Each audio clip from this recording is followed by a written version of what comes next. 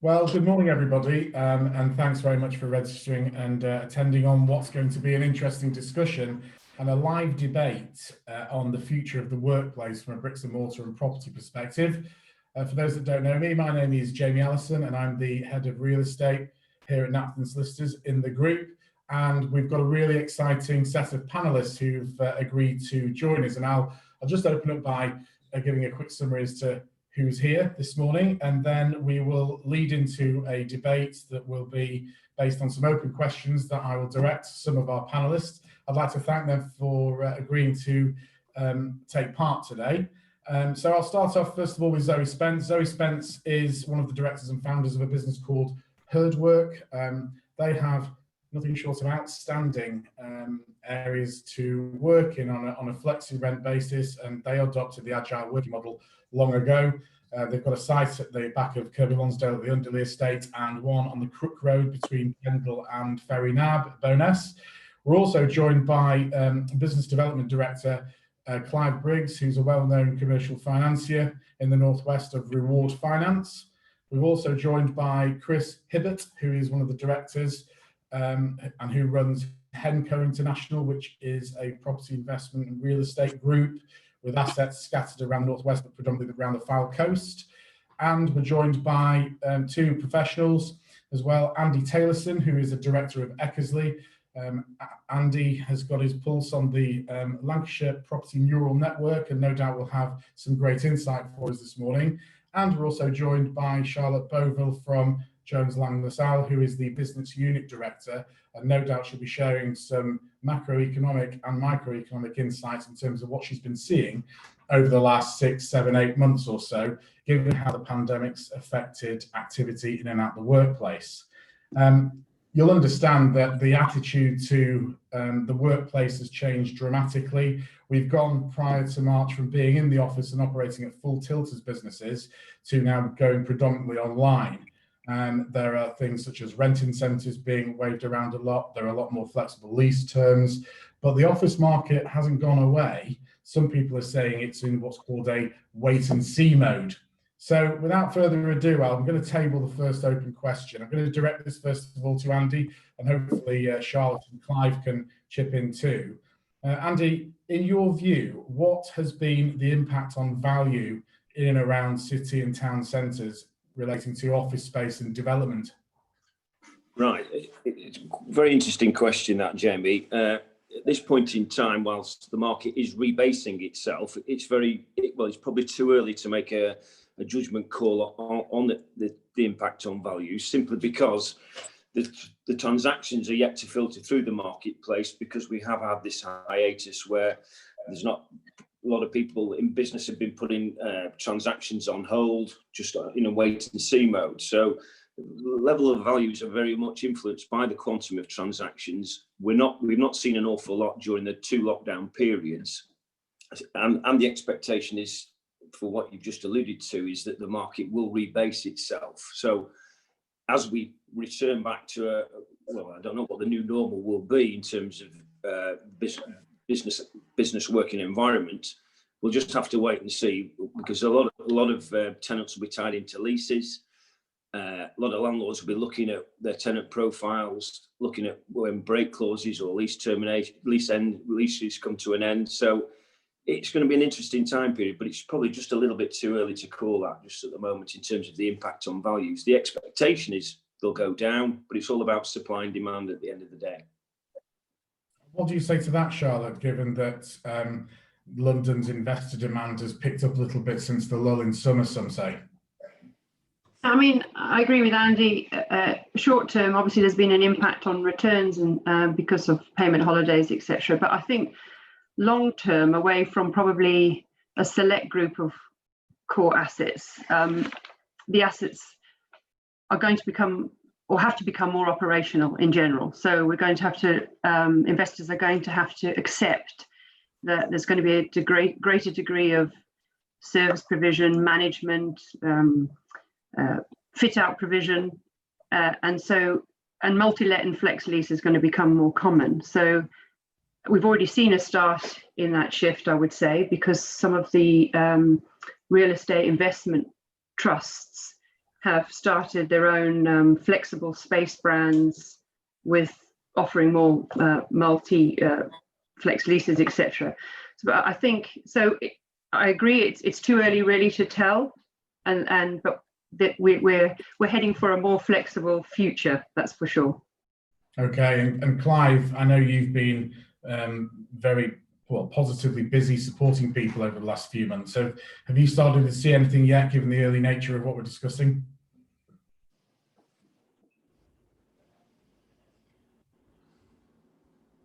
Is it the old cliche of your I would echo Andy and Charlotte's comments. I think it is too early to say, and I think until we know the full extent of vacated leases, the non-take-up of maybe new offices, I think it's hard to say where the city centre type property market will end up.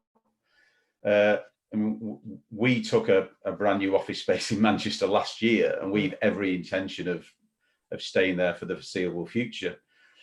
But I think what's very clear is that I've been going into the office all through the current crisis, and even when offices were officially open, there was just no traffic going into Manchester. And I think the concern, my gut feel and my concern is that lots and lots of businesses, particularly those with multi-employers, have got used to working remotely. And I think I wouldn't be surprised if we saw an upsurge in places like Preston and Blackburn and so on, seeing more office space being used out of city centre, because it's less travel time, it's a better work-life kind of balance, and you get more productivity if you're spending 10 minutes commuting than an hour commuting. So I think when the market settles down, it'll be interesting to see which of the really big employers in Manchester call all their staff back in and insist that they work in an office space. Our office, there've been days when I've been in our block and there've been literally 5 people in the entire building out of probably 12, 13 offices. Clive, on that, it was quite interesting. Some of the research that we've done, we've seen that the buildings that had car parking saw a greater return to office that, after the last lockdown. Whether that will continue is another matter, but so it depended on facilities, because people didn't have the trust in public transport for a period of time. So it was those with car parking that actually saw the greater return to office. Yeah, that's a valid point. And it was interesting. I mean, NCP were probably the biggest car park provider in the UK, have been doing, 24-hour car parking in city centres for £5. Well, you can't park in Manchester for £5 an hour normally. So I think that's an insight into how there are concerns about the return to city centre office space working. I think we need to, because it's the fallout of that and all the peripheral businesses around it, the sandwich shops, the cafes, etc., that suffer really badly if that return isn't done quickly and in large numbers. That's fair enough, Clive. I think one of the members of the audience have actually said that a hub and spoke model is the answer as I see it. We must still connect if we were to build high performing teams, and I couldn't agree more. But nonetheless, there's a fine balance, and going back to the prematurity of this, it's too early to gauge. I think just turning a question now to Chris, if I may, and Zoe, as investors and landlords and business owners in this particular space, given the reconfiguration of office space and what you might want to do as a landlord, if you had a blank piece of paper now, what would an office environment look like to you, Chris? I don't think there's going to be, on the back of this, a huge shift, to be honest, on the fundamentals of the building design that we're looking at. We're sort of predominantly in the out of town market. And in recent years, there's already been increased focus on improving air quality in the work environment and better air conditioning and fresh air ventilation systems, which is obviously going to be pushed quite a bit further forward now. Probably looking more at desk densities and touch points in the flow of people, particularly when accessing the buildings, moving through the buildings and in communal areas. But other than that, I think it's just making sure that the office environment is such that people actually want to visit and spend some time there, making the environment better for staff than what they have on offer at home. But in saying that, the office setup at home for a lot of people is quite poor. And there's been various studies released now by the RIBA, the Architect Institute, which is showing that levels of depression amongst the workforce and stress levels is at an all-time high, and people are desperate to get back into the office if they can. I think this period is obviously a terrible period, but in the scheme of things, I think it's going to be a short-term blip, hopefully.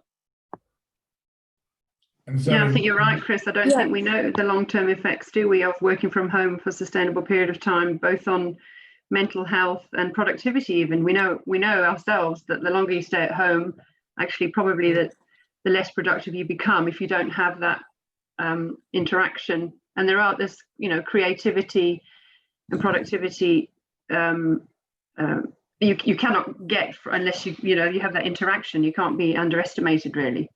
No, I mean, on the out of town side of things, obviously we don't have, like Manchester City Centre, the draw for people there is the connectivity, and you can pop out at lunchtime and have a pint with people, and that's great, particularly the younger workforce. But still, on the business part, we said that 90% of the social contact in people's lives comes from going to work, and you just don't get that same level through looking through a camera here. It just doesn't tick that box, and people's mental well-being, the fallout from this is going to be feeling for quite a long time. And that's why I think the drive, as soon as we can, people are going to be clambering to get back to the desks. Yeah, I mean, I agree, Chris. I think as human beings, we are hardwired to socialize and to connect in person rather than through a screen. So in an office, whether it be a communal workspace or you're in an office with one company, sort of that gathering by the water cooler to discuss ideas, just to check in on people. So I truly believe that the office space will come back. I believe that I think we will need to make some changes, just in terms of, I think people are looking for more lifestyle-led office space. So, I mean, I think in the city, like you touched upon, you've sort of got your cafes, your bars, your gyms. In smaller areas like, we're in Kirkby Lonsdale and Windermere, maybe there isn't that as much, but I do think we need to look at that. We need to include food and beverage, health and well-being, places that feel better than home. You want to go to the office. You want to go to the office to interact with other people, but you want to go to a place that feels amazing. I mean, if you think of, I don't know, your favourite restaurant or your favourite hotel, why do you go there? It's the sort of the ambience, the atmosphere, everything about that draws you there. I think we need to introduce that into office space as well. And that's what we're sort of trying to do at Herdwork, is to create this design-led space where people can go, they're sort of fed up of being stuck at home, yelling at the kids or trying to work with kids at home, and they just want to get out. And I think right now, the commute to the city is just not appealing to a lot of people. But I do believe that will come back as well. But I know that's kind of probably something we're going to discuss a little later. So yeah, that's kind of where I sit on it. I guess probably the best phrase is like a campus style office space, where there's everything there, food and beverage, gyms, I mean, maybe creche for childcare, an all encompassing campus. Well, that leads me on to the next question, really. Again, this is directed at you, Zoe, and probably Chris, but what sort of future opportunities would you like to look at and seize yourself in terms of geography and the genre of property? Chris, where would you look? You are in a concentrated area at the moment, I would say, in terms of your portfolio. Where would you branch out to and why? And what would it look like? Or would it look like Herdwork in different locations with a Henco stamp?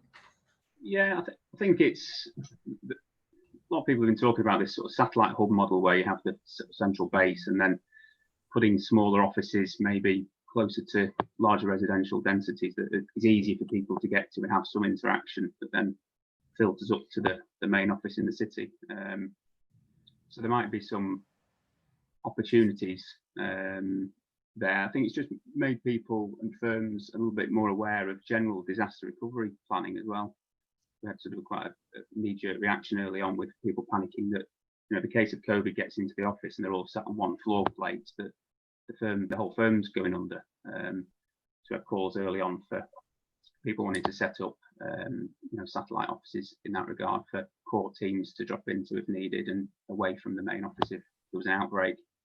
But again, hopefully, you know, it's all knee-jerk to this one specific event, isn't it? But it just makes people think a bit more about everything, not just COVID, but going forward, disaster planning.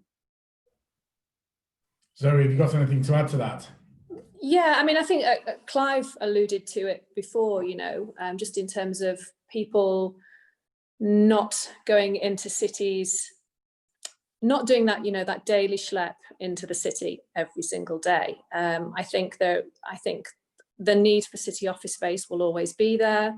I think one of the attendees talked about hub and spoke, and I absolutely agree with that. You know, there will be I foresee a central city core, and then sort of, you know, radiating off that, you know, sort of smaller offices where teams can get together, but they will come together, I believe, in the cities, you know, once or twice a week. So I think, you know, areas like Preston, Blackburn, and then probably narrowing down even further to, you know, small offices in places like Kirkby Lonsdale, Altrincham, you know, those market towns that have, you know, a great community. They've got a lot of people who currently, or sort of pre-pandemic, did work in the city, but everyone has now realised that, you know, we don't have to be face to face in the city every single day. And I think for the first few months, people are like, this is great, we can work from home.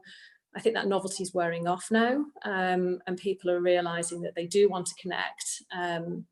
But yeah, just that sort of getting up at 5 o'clock to get onto the train to go into Manchester is not as appealing as it used to be. Well, I don't know whether it was ever appealing. I think we just, you know, and I have been guilty of this as well, is you kind of get stuck on that hamster wheel and it's very, very difficult to get off. But you might find that if people are only having to go into a city centre once or twice a week, let's say, that they might be prepared to have a longer commute for those couple of days instead of the 5, if they were going in 5 days a week.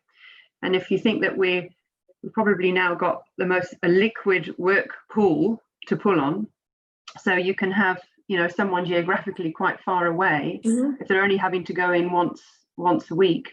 So let's say, you know, working on the coast somewhere, even a call center person could work from home 4 days a week and go in for that interactive 1 day a week into the city center. So we could be drawing on a wider geographical pool of workforce.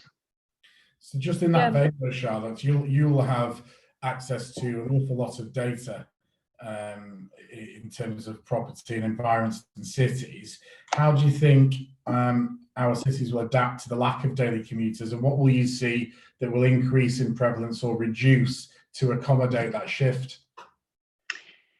I think it's unlikely there's going to be a mass exodus from cities. As we've spoken about, people will want to split their time between working from home and going into the office space. But not everyone can work from home, let's face it. As we've said, that the environment might not be conducive to that. They might be looking after people at home, etc. So not everybody can work from home. And city centres will remain one of the most convenient places to come into work. And young people, as somebody said on the panel earlier, I think it was you, Chris, will always want to continue to go into a city centre for the vibe and all that sort of thing. But I think what city centres are going to have to do is look at urban mobility. So how do we get people into the office in a more sustainable way? Because we don't want everybody being a bit nervous about going on public transport and coming in their cars, as we said earlier, and causing pollution issues, lack of car parking, blah, blah, blah. So we've got to look at more sustainable ways of getting people into the cities, whether that's demand responsive transport, whether it's bicycle lanes, e-scooters, or even, you know, working in collaboration with, let's say, the rail providers, the train services. Because at the moment, it's more cost effective to buy an annual ticket than it is to buy a one-off once or twice a week. So, you know, we need to look at flexible season tickets where for the people that are coming in once or twice a week to make it cost effective. So there's a whole raft of things that can be done. City centres should be looking at incentives for employees to stagger the times they come into a city centre, or maybe make, I don't know, Monday and Friday cheaper to go into a city, so that you're actually, you know, staggering when people will come in. But so that would help provide that sort of mix between home and coming into the centre. More greener space. Sustainability is a big thing. Much more green space, much more pedestrian zones, even just for the fact of being able to social distance or cycle or walk. So that whole, you know, looking at streets, closing certain streets during the day, that sort of whole sustainability piece, and trying to attract people in still, but get them there in a sustainable manner, I think is key. Do you have a view on that, Andy? Sorry, Jamie. Do you have anything to add to that in terms of your own view, in terms of what we need to see on the rise or the decline, really? Preston's become a very busy hub over the last, I'd say, 15 years or so, and I wonder how that's going to be affected in terms of its buzz. Yeah, I actually think the local authorities are going to have to take some ownership in order to try and protect their business districts and also their retail offer. And the way to incentivize people to come back is possibly make car parking free, or provide more on-street car parking, because quite clear that there's going to be a shift away from public transport, because people that I think are less comfortable with the public transport network. I think employers are already, but will have to be more flexible in terms of the business hours that they operate in. So you might see people starting early, finishing early, and or starting later, and obviously finishing later. So you'll probably see a shift in people's work patterns in terms of the hours they put in and when they put them in. And I think everybody then has to become more acceptance about that subtle change in operational regime. So you're not always going to be able to catch somebody at 9 o'clock in the morning. You might have to wait till 10 or 11, and then you might have to be prepared to take a conference call at 6 or 7 o'clock in the evening. So I think everybody has to buy into this, because we're in such a fluid situation. But going back to the original point I make, I think the local authorities are going to have to provide some flexibility in terms of car parking and traffic flows in and out of city centres. So make it easier to get in the morning and easier to get out later on in the day. Okay. Yeah, I agree, and I think just going back to a point that, you know, Charlotte raised earlier, it's also in terms of, you know, not people just not driving in. You know, our public transport needs to be greatly improved. You know, more cycle lanes, e-scooters. You know, again, just to get that flow. I would love to be able to take, you know, a train or a bus. If they were more frequent, then I guess we wouldn't have to worry about as many people, you know, cramming onto them. I mean, I've done the train from Oxenholme to Manchester to commute to work, and I would say 9 times out of 10 I've not been able to get a seat. Where I think if they were more frequent, you know, a better service, and this is all down to kind of governments investing into our infrastructure within the UK, just to give people more options. You know, not everyone wants to drive. You know, people do want, I think particularly younger people are definitely give more thought now to how they commute to and from work. But yeah, you know, for those drivers, you know, definitely free car parking. I mean, yeah, parking in Manchester is, goodness me, I can't remember. I mean, it's just ridiculous now, unless you get a, you know, like a monthly pass. It takes a big chunk of your salary. It does. I think the issue with commuting, Jamie, is that we've kind of we've done everything a bit kind of half-heartedly. So we've kind of blocked off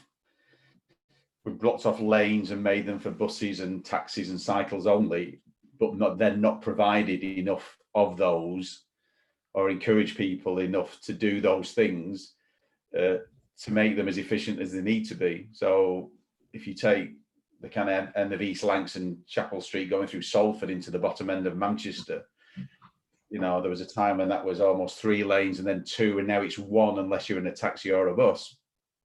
All that creates is a huge traffic congestion between the hours of 7:30 and 9:30 every single day. But the alternatives for a lot of people just aren't there, you know, because the infrastructure that is outlying of the city centre areas isn't good enough, often enough, or clean enough, or reliable enough for people to put the faith in it. And that's, you know, if you live in somewhere like Lytham, for example, I think there's 1 train an hour that goes into Manchester. Yeah, that's right. So by default, people then either look to work outside of Manchester, or they drive to a place like Preston, and then they get on a train from Preston. But then, it's just a series of smaller journeys, and there's no smooth way, if you live on the outskirts of Manchester, within an hour's commute of getting in there, unless you live very close to a train station. I had a colleague who used to cycle from the outskirts of Ramsbottom every day, and it was, you know, I think he got knocked off his bike 3 times in the 2 years that he worked for us.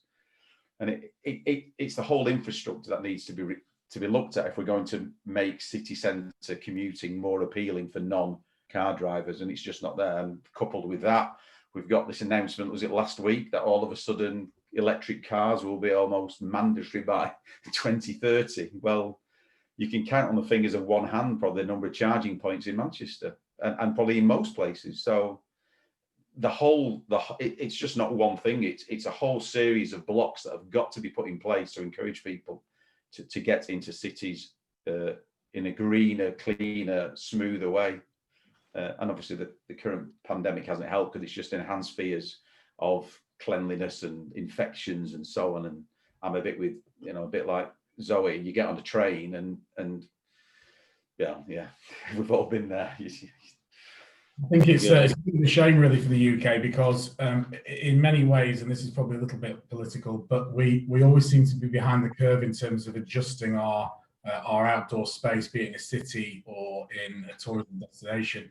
You know, you look at places like pockets in France and the Netherlands, where they really do put that way of commuting and the green way forward at the forefront of their infrastructure planning, whereas we started it, but it doesn't seem to be executed in the same way or used in the same way. So it's a bit of a shame, but I understand what you say there. You say half-hearted, Clive, and not enough, and I think I agree with you.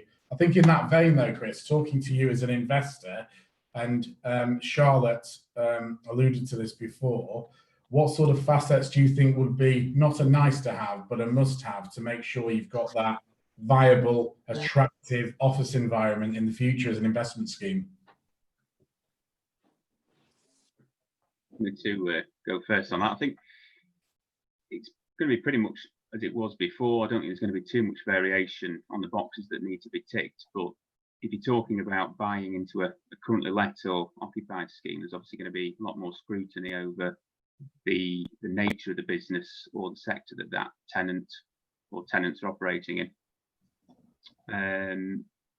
Certain sectors won't be affected anywhere near as much in terms of their future space requirements either, and the necessity to have staff physically present in the office.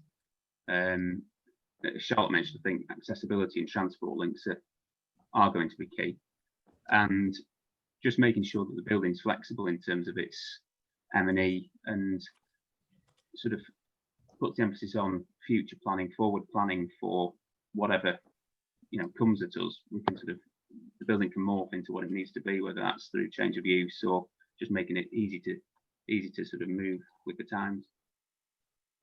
Do you agree with that, Zoe? What would you like to see that's different that we might not have already covered? No, I think I agree with. I agree with Chris on that. I think maybe the sort of our 10-year leases, I think they may be coming to an end. I think it may be the fact that we do need to be more flexible, more dynamic. the space certainly needs to be flexible, and needs to sort of be able to change pretty quickly. You know, we've all learned from this pandemic that we have to be able to pivot, and we've got to be able to pivot very, very quickly.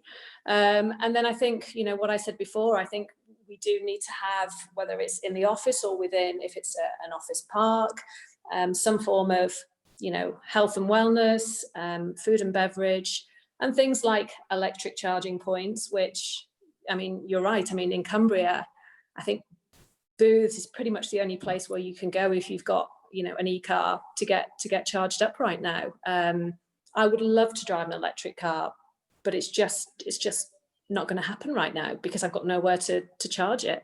And yeah, just hope, you know, just try and get some better transport links. Just going back to what we were talking about before, I think we just, in the UK, I don't know why, it always seems to be an afterthought about transport and how we get our commuters to and from the office space, instead of being, you know, in the planning stages, right, let's do this, let's make it happen for everyone, you know, not just car drivers. No, that's all fair points. I think you all concur there, don't you? I think we've had a query put in from Dave Verberg, who's in the audience. I'll just read the question out, and then whoever wants to take it, then let me know. So the question is, do you think there should be more of an offer of business support given within the office spaces so you get more than just an attractive space to work in? What would you say to that, Charlotte? Business support in terms of what, well-being and health, or what? I guess that's probably where Dave's going with that. You can confirm that, Dave, if you like to tap the message. But yeah, he's saying, do you think there should be more of an offer of business support given within the workspaces so you get more than just an attractive space? Whether that means making the job easier with support, be it kit, tech, IT, people, or well-being. Yeah, well, I think all those things. I think the trend now will be on the workspace environment will be a space that is about bringing people together to collaborate. So the office environment will look different, which is the space. I think what Zoe has been talking about in terms of just more than work, making it a vibrant, mixed use space, if you like, providing food and conducive to that collaboration again and productivity. Because what you want when people do go into the office, if they're predominantly working from home, is that they're creative, they're productive, they collaborate. So it's providing that environment. Health and well-being is a big piece. So 100%, it's in businesses' interests to look after their staff. If you think that a lot of the people are going to be working from home for a lot of the time, you want to get the most out of them, as I said, when they're in the office, but also you want to look after them when they are remote. So you've got to make sure that they're looked after in a health and well-being point of view. So I think 100% it's going to be more than just going to work like we used to, working 9 to 5 and going away again. You've got to get the most out of everybody whilst they are there together, and you've got to make it vibrant, and they've got to be able to socialize for that period of time together and be as creative as possible. And as I say, looking after them because the rest of the time they're working remotely. Do you think that level of support, sorry, I was just going to come in there. Do you think that level of support comes from the landlords or the property owner, or from the actual employer, I should say, for the employee's benefit?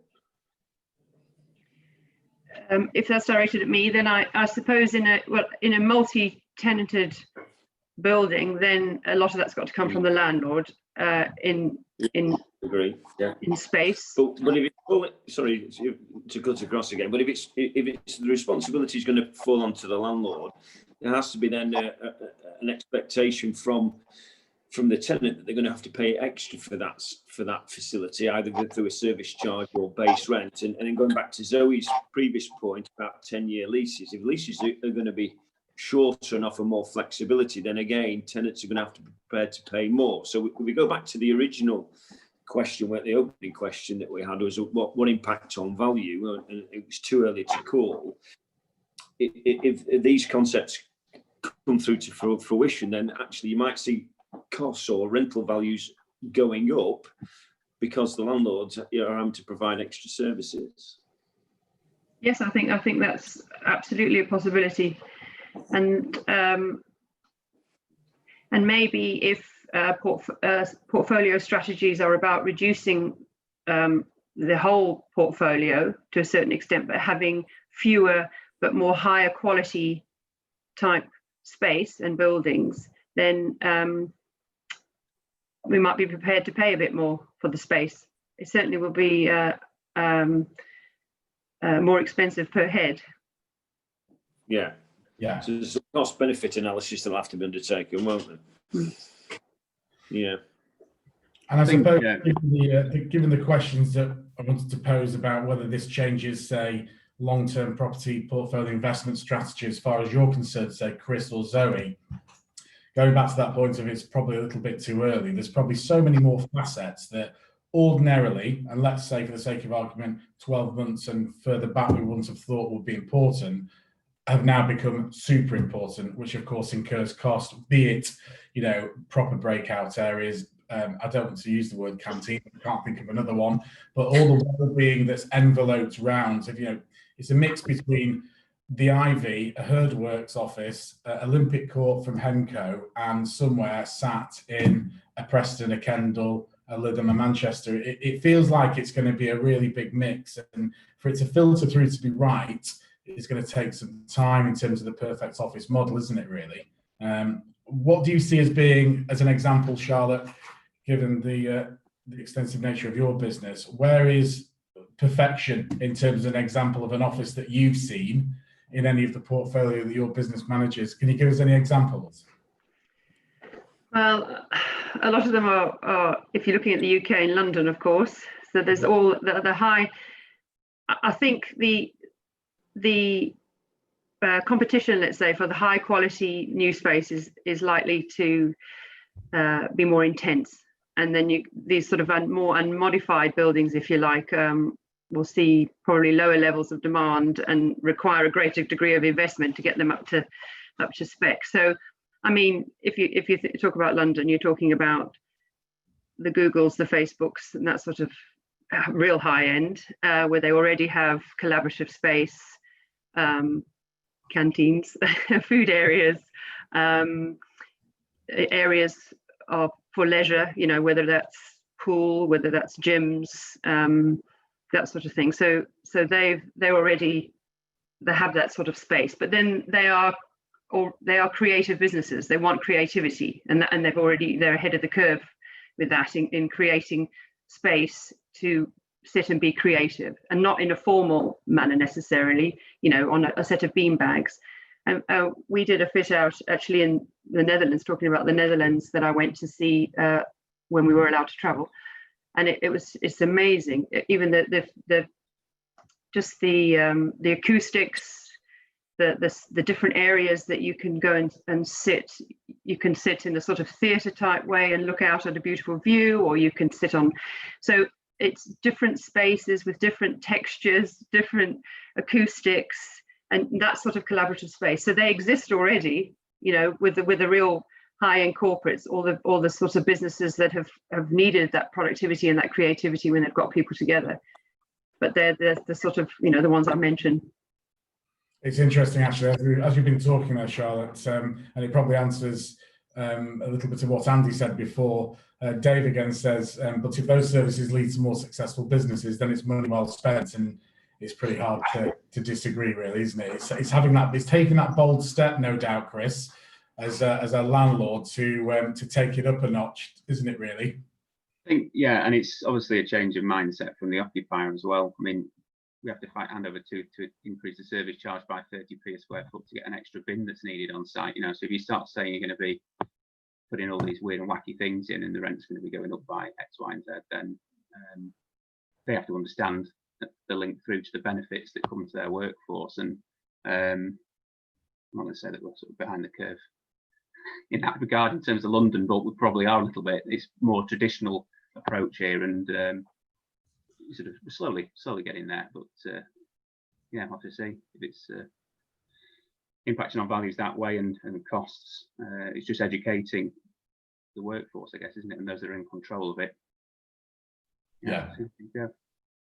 And it depends on the business, the type of business, and not Yeah. everybody needs to or can afford that sort of space. It's, there's lots of different ways of looking at it, but it's just about, if we are going to be working from home more and coming into the office less, then it's about what we do in that time whilst we're in the office, and making that environment as conducive to productivity and everything that all the good things that we've been talking about. Sure. Okay. Clive, you've been sat on the sidelines a little bit there, and again, I'm not sure what you've looked at in terms of scoping things as a funder, but have you seen any sort of levels of opportunity that you're going to be funding for office development, be it an amelioration of what somebody's already got, or a new scheme, or simply a change of ownership that you're funding? Have you seen anything at all, or again, is it probably a little bit early for you? I think it is a bit early. Yeah, it probably is a little bit early. And cards on the table. We aren't mad keen on development funding. So if someone comes to us with a building and says, I'm going to convert this space into 15 bespoke office spaces, it's not something we kind of hang our hat on a regular basis. We tend to look for security outside of the development itself to fund that. So the pure development funding is not really something we do a lot of. We have done them.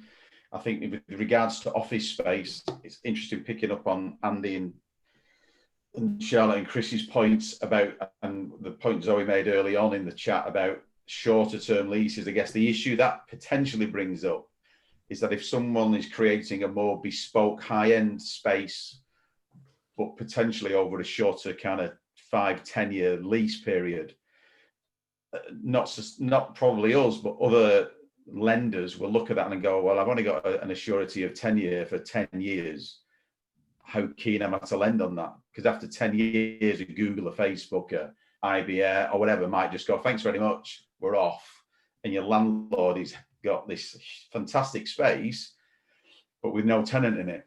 And I think that if that trend happens, that could have a huge impact on lenders' appetite for funding office developments, because the one thing they want is a good tenant who's going to be in there for a decent period of time, and to know that if that tenant leaves after a 5 or 10 year break, there's a ready market for that to be replaced. And if that is a high-end bespoke product, then that might not be as easy to shift as your general kind of box Regis type space. So it will be interesting to see how that develops and what lenders' appetite is for something that's a bit more bespoke. Yeah. Andy, have you seen anything like the lease term commitments being dramatically reduced with anyone renegotiating or starting new conversations about leases? Yeah, that's already started to filter through as businesses. Some of the businesses have been harder hit than others, so they're appealing to landlords to be more conciliatory relative to rental payments, looking for holidays or sustained rent-free periods. And the ripple effect, which is fine, you'd expect that to happen. But as Clive alluded to, then that landlord might have geared that property asset up, so he's got certain finance arrangements with his funder, so they're automatically coming under strain as well, and possibly have to have a conversation with the bank. So, these are extra pressures that perhaps aren't outwardly seen. Yeah, I think the other thing I've come across specifically is where multi-office organisations have had lease breaks during the last 12 months, and I've just walked away based on the fact that they've now got a capability for a percentage of staff to work from home, and also the capability to amalgamate those staff into other offices. So where you might have been operating on a 4-office site before as a accountancy firm or so on, if they've had the opportunity to exit a property, they have done, and they've just gone down to a 2 or 3 year office operating space, and they've gone into hot desking and working from home and almost devised rotas. So these are your days in, these are your days off. And notwithstanding that the situation we're in now will undoubtedly resolve itself over time, I think once an employer has got it in their mind that they can operate in their head more efficiently with less fixed overheads, I think more and more people will move to that. And in a way, sadly, why wouldn't you? Because it's a bottom line cost saving for a business, and that will have a ripple effect on landlords, on freeholders, and so on. Yeah, do you think, Clive, do you think that potentially the main headquarter building, the fancy building that we've been talking about in a city centre, let's say, there might be considerations there that there are longer leases on those types of buildings, and then the shorter, more flexible leases maybe on the the other office space? I don't know. It might be that the big core building will remain and be the main focal point, and they'll be prepared to take longer leases on something like that. Time will tell, maybe. I think depending on the sector that has those offices, that there are always some organisations. So we're one, lawyers, I guess, accountants, where at some point you need to get people in the office to discuss a certain matter, whether it's a transaction, whether it's a lot easier to get work done like that if you're all sat around a space together than it is doing something like this. So I think there'll be a propensity for that office space to remain, but the frequency of its use and the increase of the use in outlying offices, I think, will increase. Because I just don't think big organisations in city centres will want 3, 4, 5. I don't think they'll need 3, 4, 500 people all piling into an office on the same day if they're just going to sit at a desk and do a load of work. They can do that remotely. They can do it at home. Notwithstanding, I agree with Chris's point about the mental health issues. If you live on your own and work on your own, that's not a good place to be. People need that office camaraderie on a regular basis. But I think there will be a move away from big city centre office locations dominated by large firms. I mean, RBS left Spinningfields how long ago? That's, on Deansgate, sorry, that block is just sat there now. Is that ever going to be filled by one organisation again? I very much doubt it. Yeah, me too. Yeah, I mean, it's the same in in the city in London. I mean, there's just these huge sort of office blocks that are, that at one time could have thousands of people in there, and now, you might have the security guy working the front door, and just a few people who cannot work from home. So I don't know, but I sort of keep going back to the fact that I do think people will want some sort of central hub to get together, to collaborate, to talk, because it is really, really hard to just form relationships, working relationships over Zoom, over Teams. And if you're doing presentations or big meetings, it's very hard to get a read on the room as well. You can't, you're not looking into the eyes of someone opposite you and really understanding what they're thinking. It's difficult. Zoe, you're absolutely right. It's difficult to actually get to know people like this. You realise you actually don't know anything about someone because you just come. Yeah. Whereas if you were together in an office chatting or going out for lunch together or whatever, you get to know each other, something personal. But it's very impersonal this way. I mean, it works. The technology works. We've proved that. We've proved that the broadband works most of the time. Famous last words. And technology works, and we can do it. This has been a mass social experiment, but there is a big piece that's missing that we've spoken about, and part of that, even just getting to know each other, is really difficult like this. Yeah, the events like this, they're all scheduled, aren't they? The calls are scheduled, so it's very good for information gathering. But the general, all that sort of the good stuff we get from the background noise in a general office is lost. And sort of development of the business and moving forward for the personnel and the staff. I think there's going to be a massive shortcoming over the next few years. I agree. Just the day-to-day, just the chatter, and you might talk to someone who you wouldn't ordinarily pick up the phone to or get on a Zoom call to. You might just bump into each other at the photocopier, say, start chatting, and you realise that actually this is someone that I could either work with or I want to socialise with them. It's you just don't get that on this software. While it's amazing and has been obviously a godsend for most companies, schools, being able to work and operate remotely during the pandemic, I don't I personally don't think it's the future. I do think that office space will come back and needs to come back. Just where that's going to be, I guess, is, like you say, it's too early to tell yet whether we'll all flood back to the cities or we will have this hub and spoke model. And long term, as we've said before about productivity, we don't know what the effects are really long term on productivity. We've managed, but if we're going to stay working from home all the time, well-being, health, mental health, and productivity, we just don't know. And you know, even the commute, whereas we may have not enjoyed it, there was a differentiation between home and work and a time to wind down or wind up or whatever it is. Whereas now it's actually, you've got to be really disciplined to differentiate and you know, and stop and do all those great things. And even I think, you know, I think about these constant meetings. We've got into a position now where we're having to look at ways of not having all these meetings, because there's an expectation now that we're available all day, sitting at our laptops. So we're getting pinged left, right, and centre from some medium, you know, whereas we used to be perhaps walking in the street or catching a train or on a plane, whatever it is. You know, so there wasn't an expectation that you were constantly available. And I think we've lost even the ability to talk on the telephone. It's this all the time. We used to pick up the phone and say, oh, I'll just phone Zoe and ask a question, and then 10 minutes later that's the end of it. Whereas you say, oh, now I'll just put something in Zoe's diary and have that conversation. So all those things it requires great discipline. Yeah, I guess we've lost the spontaneity. Like you say, everything is scheduled now. And yes, I definitely think that sort of those work home life boundaries are very blended now, which for mental health is really not great at all.